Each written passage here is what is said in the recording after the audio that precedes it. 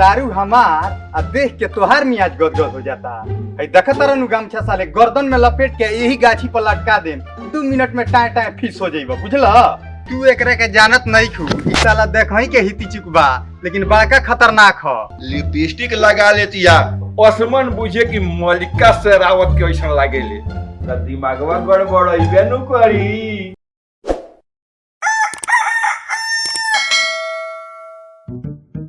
ए जी सुनो तनी जी, कहाँ बनी जी?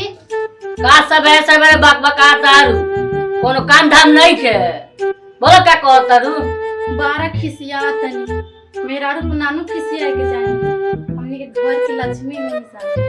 भाषण बंद करो अपने मुड़ी पर 10 गो जाल बा बोलो का काम बा। बड़ा काम बढ़ुआ घर में राशन पानी नहीं खे आई होई कि ना दिन भर तक खेते खलियानी घूमत रहता नहीं आया तनी मेहरारू पूरब देखावे तोरा से तो बतियावल अब कोलकाता पैदल गई बराबर है बा समझनी ठीक बा ले आयो तो ले आयो आ तो नमक पानी परोस दे चाटत रह जा अवेला रोब देखाए। मेहरारू जात के संभालो बड़ा कठिन काम बा। शादी करी तब दुख बा शादी ना करी तब दुख बा। ये देख के जिंदगी तो झंडे बा जिंदगी झंड बा फिर भी घमंड बा।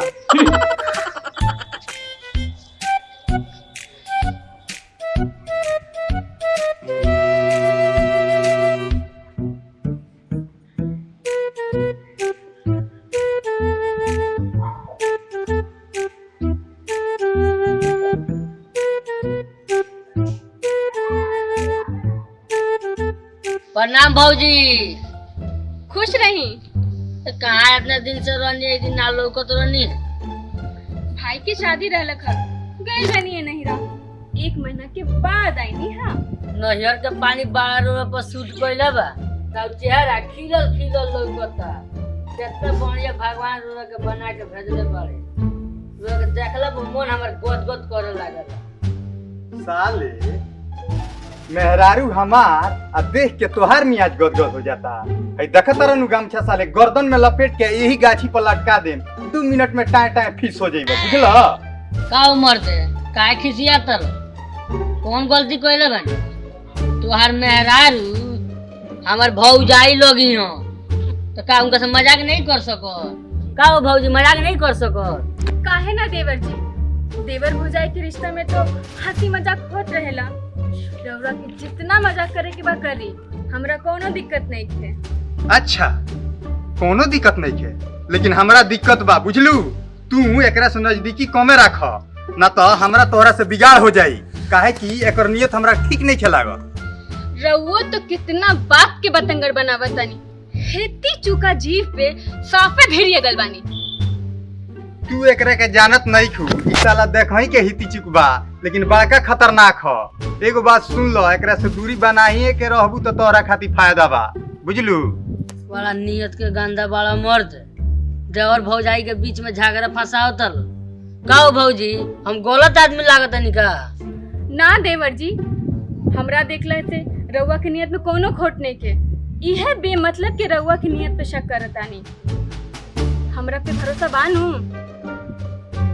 देवर भौजाई के रिश्ता में नोक जोक हंसी मजाक होते रहेला। रउआ जाए काम करी अपन टेंशन ना ली जाए। अब जात काहे नहीं खो देवर भौजाई के बात ना न सुनल जाला जा। हम ना जाई हमार मेहरारू बड़ी सीधा बिया आ ई जमाना बहुत उल्टा बाटे बुझलीस।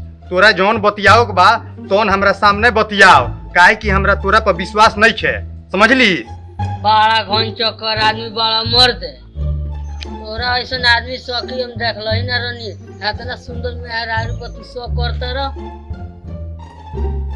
एगो बात सुन ली भौजी रौरा जगह पर हम रहती नु तो कोई चपाट मर्द के छोड़ देले रहत हाथ के चाणे बारो कि इतना सुंदर मेहरारू मिल गए। ठीक बा भौजी जा तनी फिर कब मुलाकात हुई। प्रणाम भौजी। अब हमार मुंह का देखा तानी आई हमार पल्लू में छुप के बैठ जाए ताकि रउआ के मेहरारू से कोई बात ना कर सके। इस साला बावना तो हमरा घर में झगड़ा लगा के चल गए। इस साला 1.5 फुटिया के उपाय करही के पड़ी। साला हमरा ना रहला पा के हमरा मेहरारू से उल्टा सीधा बतियावता आ देखो ओकरे चलते आज हमरा मेहरारू से झगड़ा हो गए। अच्छा इस साले के उपाय हम करतनी।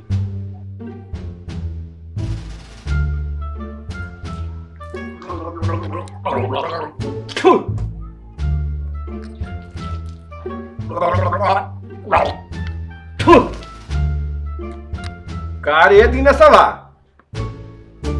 आजकल बड़ा शांत शांत रह तारीस। मुंह काहे लटकौले बड़े? घर परिवार में सब कुशल मंगल बानू? कुशल मंगल का खाक रही काका। अरे ई ससुरा भितना तो इतना तबाह कइले बा कि ओकर कोनो हदे हिसाब नहीं है। हमरा ना रहला पर हमरा मेहरारू के लगे चल जाता आ भौजी भौजी कह के ऐसन हंसी मजाक करता टे कि हमार दिमाग साफ गरम हो के आउट ऑफ रेंज हो जाता टे। ओ ससुरा के उपाय करही के पड़िए काका।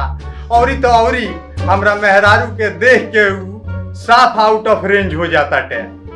तो तोर मेहरारू कोनो कम थोड़े बिया।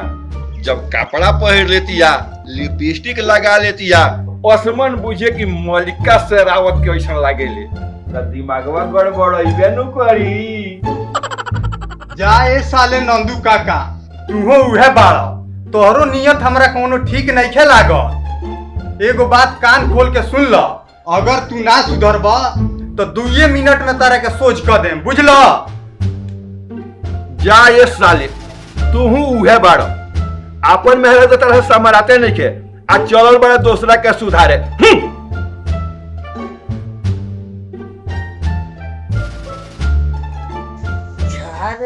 जब बाल सोनिया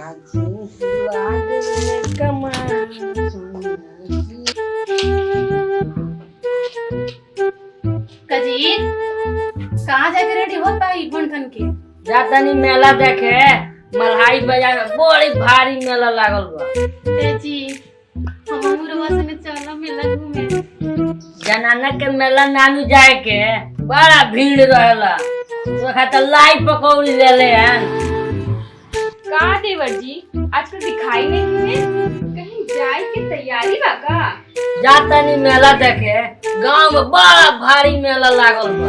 हमहू चली का रउआ साथे मेला देखे? काहे ना चली। बाहरे मरद जा मेहरारू कहली तो माना कर देनी। अब भौजी कहली तो फटाक से रेडी हो गई। अब हमरा समझ में आई, जरूर हम नियत में खोट हुई, समझ ली। ऐसे नु कह देला कि मरद को 1% विश्वास ना करे के चाहिए। खियावा तनी हम मेला घूमियन भौजी। तू ठीक कहता रू, एकरा पर भरोसा करे के लायक नहीं है। देखे में छोटा घाव करे गंभीर। हम पहले ही कहत रही कि एकरा पर भरोसा मत करी ह। आ गई लो घर में हमरा झगड़ा लगावे। एगो बात सुन लियो, मेहरारू जात से हम पंगा ना लेवनी। मेहरारू खुश बिया तबे जिंदगी खुश बा। हमरा मेहरारू के मेला देखे के इच्छा बा तो हम जरूर करें। तो साला बड़ा चालू बा, ई तो प्योर पलटू राम बा। ई मामला देखते पलट गए। देखलू साला कितना चालू बा। चालू ना रहती तो इतना आगे ना बढ़ रहती। चलो मेला दिखाई। मेहरारू के देखते बाद पलट गए। खैर छोड़ा, चलो हम तारा के मेला देखा लिया।